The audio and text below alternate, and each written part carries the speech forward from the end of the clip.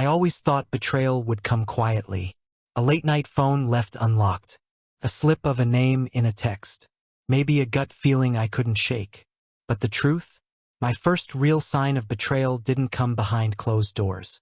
It came in the middle of a rooftop bar in Austin, under string lights and summer heat, surrounded by 30-somethings drinking tequila sodas and pretending they weren't watching my relationship collapse in real time.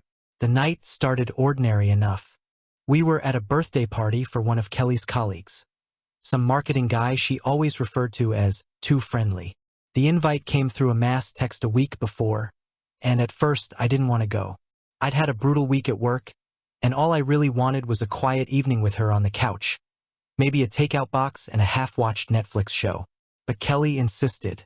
"You never come out with me anymore," she said while curling her hair in the mirror. "You used to love nights like this." And she wasn't wrong.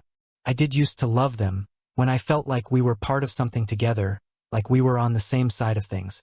But lately, it had started to feel like I was tagging along in a life that was shifting without me. Still, I said yes. We Ubered downtown, made the small talk with her coworkers, stood in the heat of too many bodies packed on a rooftop with overpriced drinks and bad music. Kelly looked incredible that night. Black dress, heels I hadn't seen before, a new shade of lipstick that smelled faintly like cherries.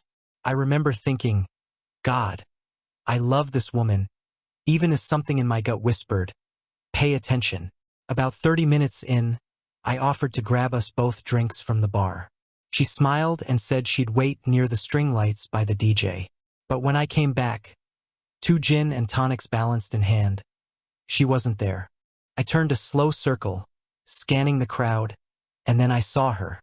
Not just dancing, but grinding practically on some guy I didn't recognize. He had a fitted shirt on, sleeves rolled up to the elbows, hands on her hips like they belonged there. And she, my wife, was leaning into him, head thrown back in laughter, one hand tracing a lazy pattern on his shoulder. First, I just froze, not out of shock exactly, but because something inside me split open, and I didn't know what to do with the pieces. I watched as her fingers slipped down the front of his shirt, just enough to look into *mate. Around them, a few people had started watching, whispering. Someone had their phone out, recording, I think. My stomach turned. This wasn't high school. We were adults. Married. We had a mortgage, we had Sunday routines, we had matching coffee mugs for God's sake. And there she was, dancing like some drunk college girl trying to get noticed. Only she had already been noticed by me, and apparently by half the people at the party. I walked up without even thinking. "Kelly?" I said, my voice low, almost lost in the beat of the music. "What the hell is this?" She turned, slightly flushed, a sheen of sweat on her collarbone, and blinked like she'd forgotten I existed. "Aaron," she said, like she was surprised to see me. "Relax." The guy, later I'd learn his name was Daniel, just gave me this smirk and stepped back, hands raised like he wanted no trouble. But he didn't need to cause trouble. The damage was already done. I stepped between them. "You said you'd be by the lights." She shrugged. "I moved. You're dancing all over some guy you barely know, in the middle of a room full of your coworkers. It was just dancing," she snapped, suddenly on the defensive. "God, Aaron, you're seriously making a scene? A scene? You're the one. It's harmless. Jesus." She waved me off, as if I were some clingy boyfriend from a bad rom-com. "Don't do this here. Not tonight." I looked around, realizing how many people were staring. Some tried to look away when I caught their gaze. Others didn't bother. One guy raised an eyebrow and turned to whisper to the woman beside him. It felt like I was bleeding in public and nobody wanted to offer a hand. Just record the mess and whisper about it later. "I don't think this is harmless," I said, struggling to keep my voice from breaking. "You've barely touched me in weeks, and now you're out here grinding on your coworker like you don't know who you came here with." Her jaw tightened. "Maybe if you weren't always in your head lately, I'd want to dance with you." My chest tightened. "So this is my fault now?" She didn't answer, just turned away, tossing a half-laugh over her shoulder as if I was being ridiculous. As if I'd misunderstood something that was plain as day. I walked to the far side of the rooftop and stood by the railing, gripping the drink I no longer wanted, watching the lights of the city blur under my anger. I wasn't even sure if I was mad or embarrassed, or both. I kept replaying the moment like maybe if I saw it enough, I could convince myself it hadn't meant what it looked like. That it was, as she said, harmless. But that word had stopped meaning anything. I didn't talk to her for the rest of the night. She mingled and danced and acted like nothing had happened. Like I was the one who had brought bad energy into the evening. I stayed silent, sipping warm gin and watching her smile at everyone but me. Then, around midnight, as people began to trickle out and the music softened into something more mellow, she found me again. "Hey," she said, her voice sugar-sweet, like none of it mattered. "Are you gonna pout the whole night?" I didn't answer. She wrapped her arms around my waist, pressed her face against my chest. "You know I love you, right?" Should have felt good. It should have made something inside me loosen. But instead, it made me feel hollow. "Do you?" I asked. She pulled back, blinking like I'd slapped her. "What's that supposed to mean?" I shook my head. "Nothing." She stared at me for a moment too long, like maybe she was weighing whether to press the issue or let it drop. Then she leaned up, kissed my cheek, and whispered, "You overthink everything, Aaron. That's your problem." And with that, she grabbed her jacket, slipped into the elevator with a couple of her friends, and left me standing there, alone under the fairy lights and the weight of something I didn't yet have a name for. But I knew. I knew that night was the beginning of something unraveling. The next morning, I found her humming in the kitchen like everything was fine. She made coffee, asked if I wanted eggs, talked about her plans for the week like the night before hadn't happened at all. I watched her, trying to figure out who she was, or maybe who she'd become, because something had shifted. Not just in how she looked at me, but in how I saw her. And the worst part? Deep down, I think she knew exactly what she was doing. I didn't sleep that night. Not really. I lay there in the dark, my body next to hers but my mind 1,000 miles away, replaying everything I'd ignored for far too long. Kelly fell asleep fast. She always did. One minute she was scrolling on her phone, the next she was out, breathing slow and even her back turned toward me. I stared at the ceiling for what felt like hours, thoughts circling like vultures. You ever have a moment where something just clicks? Where one detail, one tiny crack, suddenly opens the floodgates. That was me at 2 a.m., lying there in silence, remembering the way she smiled at Daniel on the dance floor. The way she laughed like she hadn't laughed in months. Not with me, at least. And once that door opened, everything else came rushing through behind it. It wasn't just that night. It was all the little things I had filed under "we're just going through a rough patch." The signs were always there. I just didn't want to see them. Like how she used to text me throughout the day, even just small stuff. "Hey babe, look at this dog I saw," or "Should we do Thai or Mexican tonight?" Little check-ins that said we're still connected. But those messages had gotten fewer. Then they stopped entirely. I didn't even notice at first. She started working later, too. Not all the time, just enough to raise a question. "We're in a big campaign push," she said. "It's chaos. I'll be home late this week." And yeah, I believed her. I wanted to believe her. Because what kind of husband assumes his wife is lying about work? Then came the new perfume.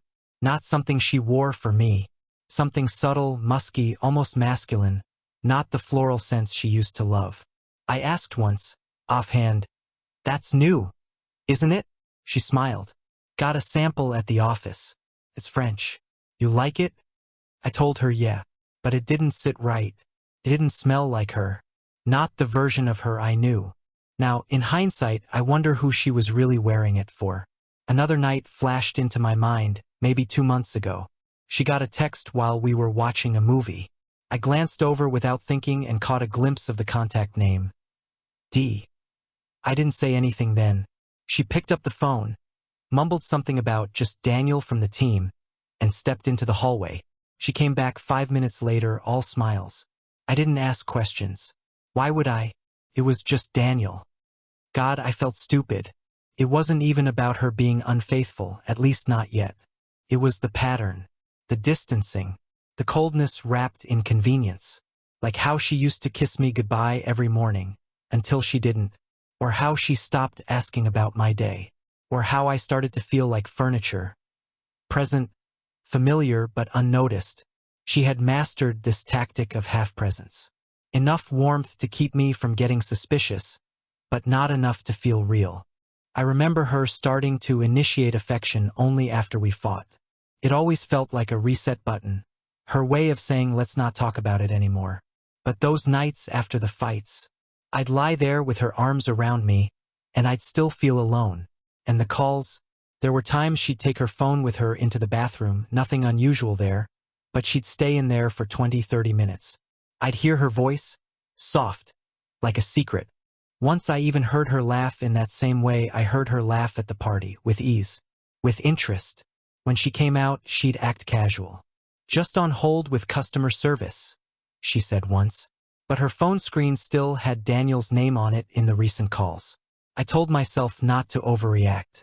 Not to be that guy. The jealous, insecure, suspicious husband who accuses his wife of cheating every time she picks up a phone. But maybe I should have been.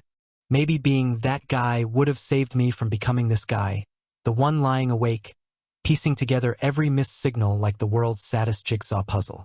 I rolled over and looked at her, sleeping peacefully beside me. Her face looked soft in the moonlight, familiar, loved, trusted. But now it also looked like a stranger's. And I hated that thought. I hated that I even had that thought. But you can't unsee a betrayal once you've started to suspect it. You can't unknow what your gut screams at you once you finally give it permission to speak. I remembered this moment, months earlier, when I surprised her at work. Just something sweet. I was nearby and brought her a coffee and a sandwich. But when I showed up, she looked panicked, not flattered, not happy, caught. "Babe," she said, smiling too wide. "I just wasn't expecting you." She introduced me to everyone. But she never introduced Daniel. He was standing near the printer watching us. And Kelly didn't even glance in his direction. Struck me as odd at the time, but I buried it. Chalked it up to office awkwardness. But now, lying in bed, it felt like something more. Like she was deliberately keeping our worlds apart. I got out of bed and padded into the kitchen, pouring myself a glass of water I didn't want. I just needed to move, to breathe. The house was quiet. Our photos stared back at me from the walls, vacations, anniversaries, our wedding day. Kelly in white, beaming. Me looking at her like she hung the moon. I wondered if she ever looked at those pictures anymore. Or if she looked at them and felt guilt. Or worse, nothing. When I finally went back to bed, it was nearly 4 in the morning. Kelly stirred as I slid under the covers. "Where'd you go?" she mumbled, eyes still closed. "Just needed water," I said. She nodded and curled into herself, tugging the blanket tighter. That was it. "No, are you okay?" No kiss. Just back to sleep like nothing had happened. And in a way, nothing had. Nothing explosive, nothing final. Just questions. Just silence. Just doubt. But that was the worst part. Because now that I had opened that door, even just a crack, it wouldn't close again. I laid there until the sun started to rise, watching shadows stretch across the room like accusations. And somewhere inside me, I knew this wasn't the end. But it sure as hell wasn't the beginning anymore either. This was the middle. And the worst part of betrayal is not when you discover it. It's when you suspect it, and you're still expected to act like everything's fine. It's one thing to suspect. It's another to know. Suspicion is slippery. You can convince yourself it's paranoia. You can drown it under distractions or fold it into a story that makes you feel safer. But proof, real, undeniable proof, changes you. It doesn't just answer a question. It erases a version of reality you thought you could live in. For weeks after that night on the rooftop, I walked around with my stomach clenched like a fist. Kelly acted as if nothing had happened. She posted smiling photos from brunch with friends. She sent me texts about groceries. She kissed me goodbye before work like we were still a couple that made sense. But beneath that surface, everything felt rehearsed. She was attentive at odd times, overly affectionate in public, distant at home. She volunteered details about her day that I hadn't asked for, like she wanted to preempt suspicion. It was so polished it became obvious. The turning point came on a Sunday morning. Kelly had left early to meet a client for coffee, leaving me with an empty kitchen and a quiet house. As I reached for the coffee beans, I saw something out of place. Her old tablet, the one she'd stopped using months ago. She had tossed it onto the kitchen counter before leaving, probably while digging through her purse. It was cracked in the corner, the way it had been since our last trip to Colorado. We used to watch shows on it in hotel rooms, our heads leaned together. She'd said she kept it only for recipes now. I don't know why I picked it up. Maybe it was instinct. Maybe it was that gnawing feeling in my gut that had been building for months. The screen lit up as soon as I touched it, no passcode. She'd forgotten to log out of everything. For a long minute, I just stared at the home screen. My heart was hammering. This felt like crossing a line, but the line had already blurred weeks ago. I had to know. I opened her messages. There it was. A thread with Daniel. His name wasn't hidden under some fake contact or initials. It was just Daniel. The first message I saw was from the night of the party. Couldn't stop thinking about last night. You looked incredible. Wish we could have left together. And her reply, patience. It's complicated. You know that. My hands started to shake. I scrolled further. Messages from weeks before. Months. A breadcrumb trail of inside jokes, confessions, and careful planning. She'd told him when I was traveling for work. She'd shared frustrations about me that I hadn't even known she'd had. She wasn't just flirting. She was building a life with him in words, one message at a time. One stuck out. I'm the one who started this, remember? She had written. You didn't do anything wrong. I came to you first. I needed this. Needed this. The phrase cut deeper than anything else. Another message. Just a few more weeks. I'm working on it. He's distracted. It'll be fine. And Daniel's response. I trust you. Can't wait until it's just us. I scrolled until my eyes blurred. Every message was a blow. Some were banal, complaints about coworkers, updates on meetings, but even those weren't asterisk mate in their tone. She used pet names for him. Sent photos of her outfits before work. Called him my secret. The part that gutted me wasn't the S*X talk. Though there was some of that. It was the plans. When we're in Austin full-time, we'll take that trip we talked about. I can't wait to wake up next to you every day. These weren't the words of someone caught in a fleeting mistake. These were the words of someone plotting an exit, rewriting a future without me in it. I set the tablet down, then picked it up again. Couldn't stop. It was like a car crash. I couldn't look away. I went through photos, calendar entries, even drafts of emails she'd never sent. Everything pointed to the same truth. The life I thought we had was already over. I'd been living with a ghost. At one point, I found a note she had written but hadn't sent. Daniel, I'm scared. I want to tell him, but I hate hurting people. I wish he'd just find out and let me go. I actually laughed when I read that. A bitter, hollow sound. She wanted me to do the work of ending us so she could feel clean. When I finally closed the tablet, my hands were numb. My chest felt like it had been scooped out. There was no more maybe now. No more benefit of the doubt. It was all there in black and white. I sat at the kitchen table for a long time, staring at nothing. The house felt different, like the air itself had shifted. All the photos on the walls now looked staged. All the little mementos of our life together felt like props from a play whose run had ended. I thought about confronting her right then, calling her, demanding she come home, throwing the tablet on the counter and shouting, "Explain this." But something stopped me. Maybe it was exhaustion. Maybe it was self-preservation. I realized I didn't want another scene. I didn't want to give her the chance to spin a story, to make me doubt my own eyes. I had spent months doubting myself. Not anymore. Instead, I started taking pictures. **TS of every damning message. Photos of the photos she'd sent him. Even the timestamps. I emailed them to myself, labeled the folder insurance. Felt cold, clinical. but it was the only way I could steady my hands. When Kelly came home later, she was cheerful, carrying a bag of pastries. "Thought you'd like a croissant," she said, kissing the top of my head. I felt my stomach turn.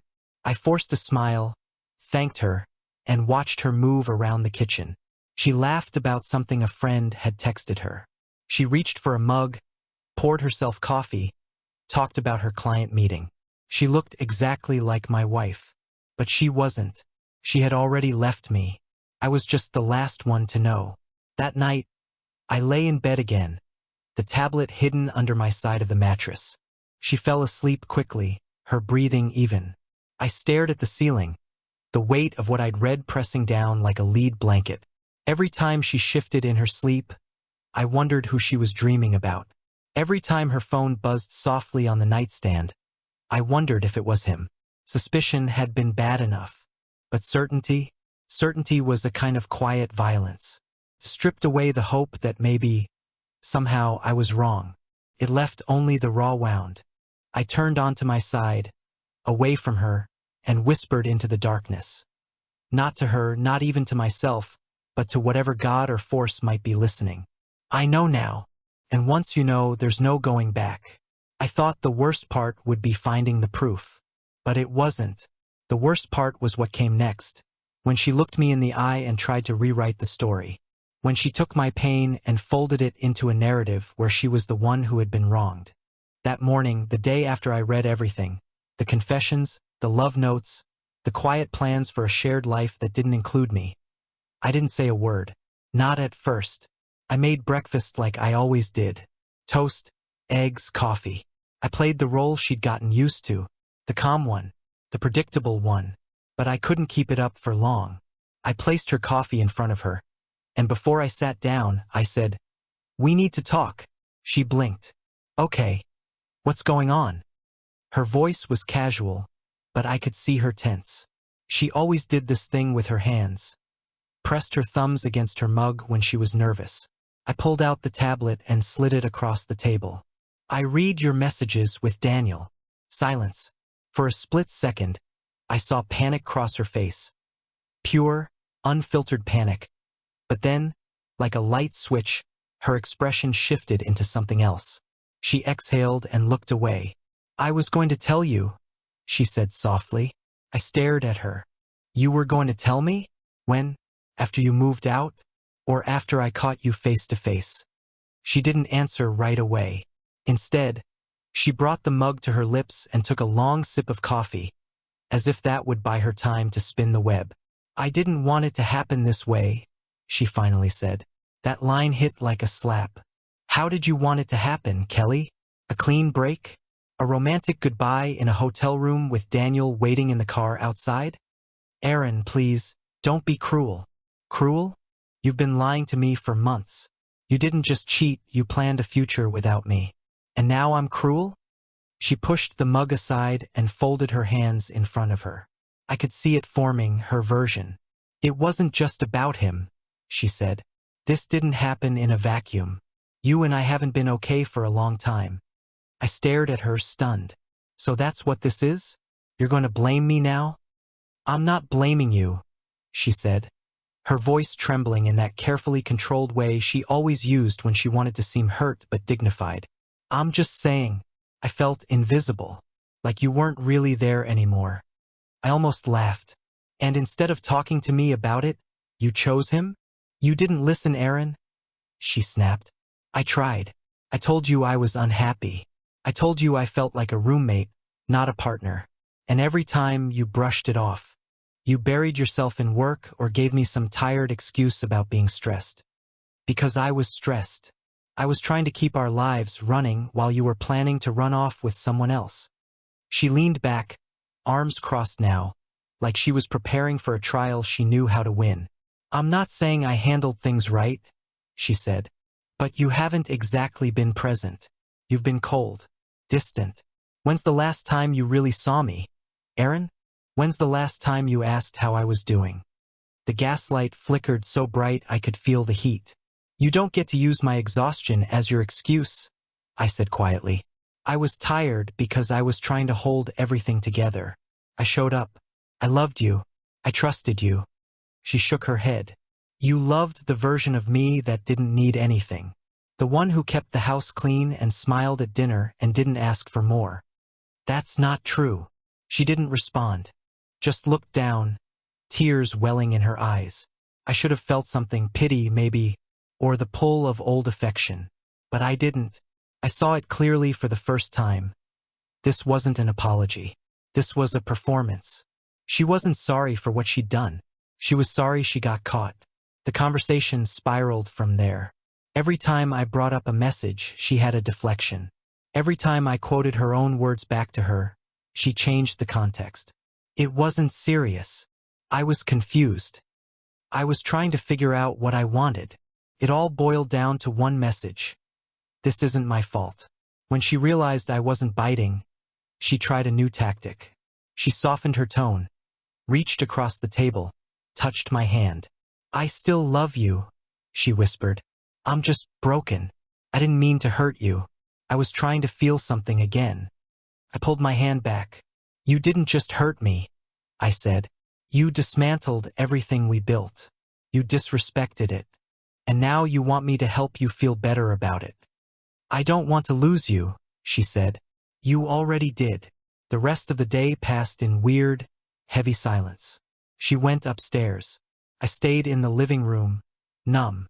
At one point, I heard her crying through the door. I didn't go in. I didn't ask if she was okay, because I wasn't okay, and I couldn't be the one to comfort her through the mess she made. That night, she made dinner, sat across from me like we were going to pretend things were normal again. She talked about her work week. I didn't answer. Eventually, she said, "Are we going to talk more about this? I don't think there's anything left to say. You're just going to shut down now?" I'm not shutting down. I'm deciding. Deciding what? I looked at her, really looked at her. If I can live with someone who looks me in the eye and lies like it's nothing. She didn't respond. The next morning, she handed me a letter, said it might help. I read it later that night. It was 5 pages long, all about how she felt neglected, how she missed who we used to be, how Daniel wasn't really the issue, just a symptom of something broken between us. Not once did she say the word affair. Not once did she say I cheated. She wrote things like emotional disconnect and searching for light. She painted herself as a woman who drifted, not one who chose to climb over trust and loyalty to chase someone else's attention. And I realized then, she wasn't trying to fix this. She was trying to rewrite it. A few days after the letter, the house felt quieter, but not in a peaceful way. It was the kind of quiet that wraps around you like fog, dulling your senses, making you second-guess everything. I still hadn't responded to what Kelly wrote. There was nothing left to clarify. She'd already chosen her side, and she was trying to make the story fit her version of morality. I wasn't interested in that. We were still living under the same roof, going through motions like awkward coworkers who once dated. We talked about groceries. We asked each other if the dog had been fed. But everything personal, everything real, had been cut off at the root. She was doing what I think she thought was damage control, avoiding big emotions, acting normal, offering to cook more, watching the same shows we used to enjoy, laughing like nothing had happened. But every smile felt like bait. I kept the tablet hidden in my drawer, the screensh *TS backed up to a private drive. I didn't need to look at them anymore. The images were burned into my memory. But I kept them anyway, because sometimes, when you're surrounded by someone's lies, even the truth needs receipts. Then, for days after our last real conversation, I got a call. It was a number I didn't recognize, local area code, but something told me to answer. Hello. A pause. Then a woman's voice, hesitant. Hi. Is this Aaron? Speaking. This is going to sound strange, and I'm sorry to bother you, but my name is Melissa. I work with Kelly. That alone was enough to make my stomach knot. Okay. I wasn't sure if I should call you, but after what happened at the presentation today, I just couldn't not. I stepped into the other room, shutting the door behind me. What happened? She sighed. So, There was this internal leadership presentation this morning. All hands, full department. Kelly was presenting, and someone plugged in the wrong HDMI cable to the projector.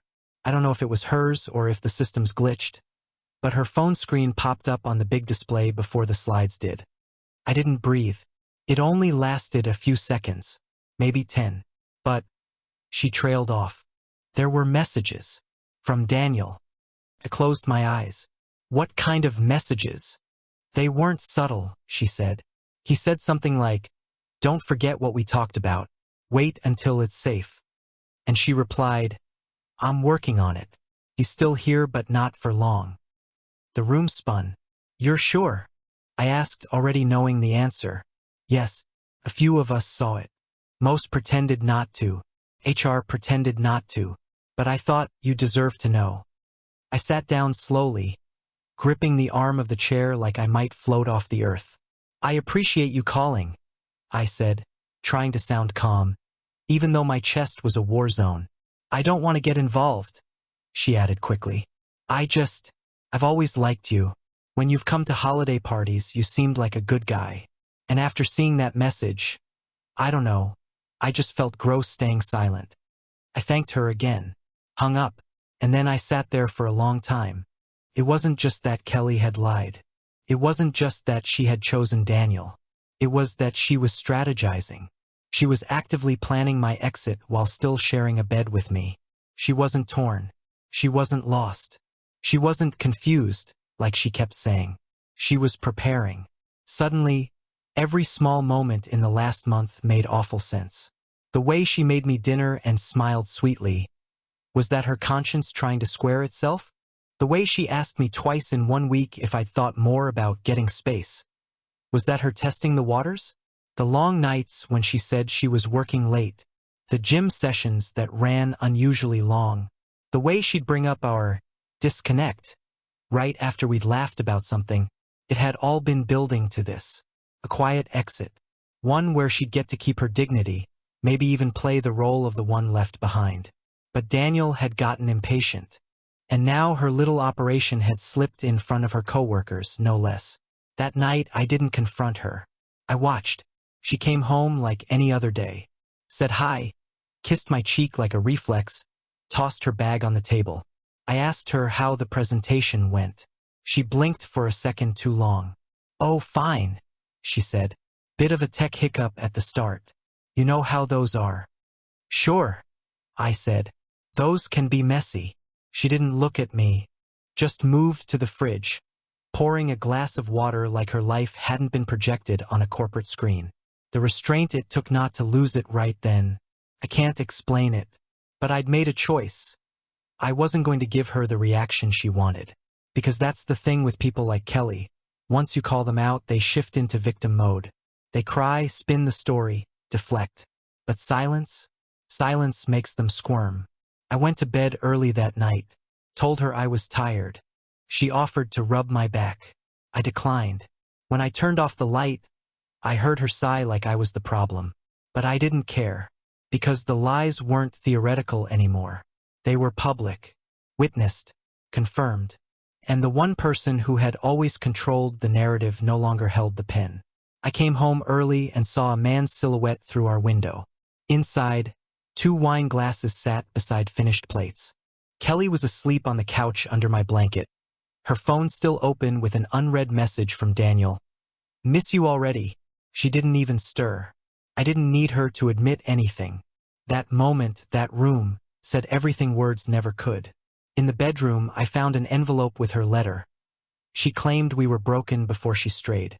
Days later, a package arrived. Inside, transcripts of every message with Daniel, plus a photo of them laughing in each other's arms. That was the final truth. I packed my things and left. A quiet house, therapy, and a rescue dog became my new life. Her messages still come, but I don't open them. She wrote the ending long before I walked away.